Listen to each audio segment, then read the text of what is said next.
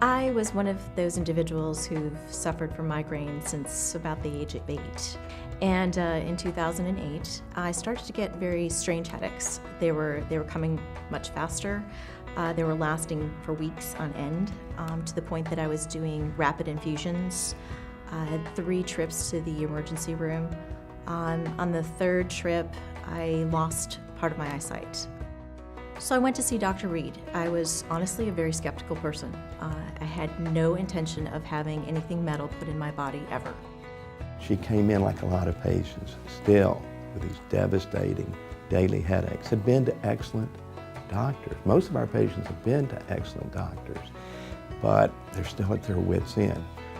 The first time I met with Dr. Reed, we met for 2 hours. We tried a couple of other things first, and then finally he said to me, "Look, Victoria, I think the only thing we can do for you is the neurostimulator." The trial itself was like, it all got turned off. I didn't know what pain-free meant until I had that happen. It was like the clouds cleared, I could think. We went through the procedure.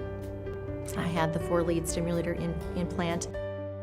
Right away, she did well. Her headaches came under excellent control, and it's always a joy to have her and her husband come back to the office, just telling me about, she's in class now, and she gets to more enjoy, being with her students, taking care of her students.